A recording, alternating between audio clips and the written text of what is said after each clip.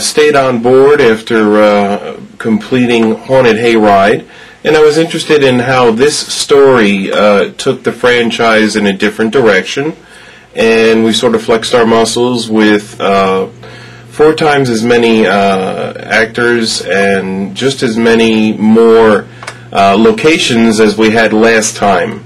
So it really was an exercise in pushing us forward and a transitional piece from the last installment. Okay, I attended Rochester Institute of Technology in the 80s, got a bachelor's degree in film and television, worked on Tales from the Dark Side and on a couple feature films as production assistant, and then in recent years I did a walk-on a documentary film in Asbury Park, and one thing led to another, and I showed up at the production meeting for Haunted Hayride and got back into the arts.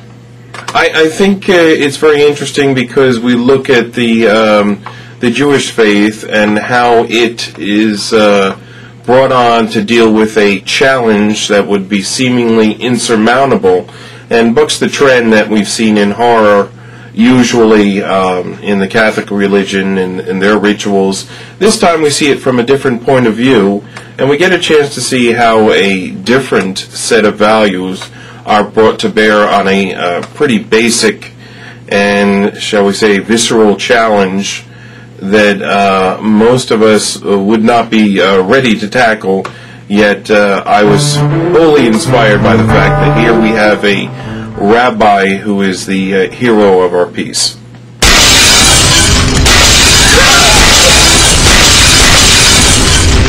The devil's on fire! Calm down, guys. It's not real. The devil's on fire! Stay calm, guys. Stay calm. It's not real.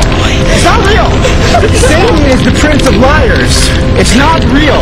What we were trying to do was tell a story in which the restoration of faith comes from a communal prayer in the Jewish community, and that this is something that this person got behind and more or less gave us carte blanche. I think it was the 4th location we had gone through. We did not have to go through a meeting of the board as we did at the other places, and finally we were able to secure that location.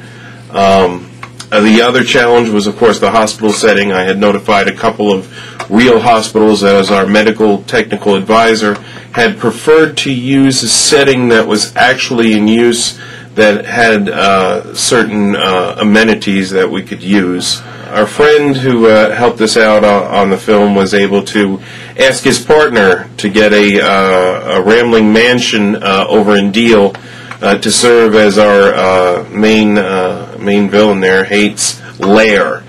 And it came ready-made to shoot. It's got something like 14 bedrooms, plenty of places for creaks and cobwebs and all the typical settings you would expect, places for hate to lurk in the shadows. I have to admit that I didn't see my first horror film until I actually got to RIT, and they were doing some screenings there. And it was the first installment of Friday the 13th, and I was quaking in my boots. But after that, somewhat baptism by fire, I have been very much a horror fan ever since. I greatly enjoyed the experience of putting together this film. It did have its challenges, but I think the work shows our ability to put it together and overcome those challenges.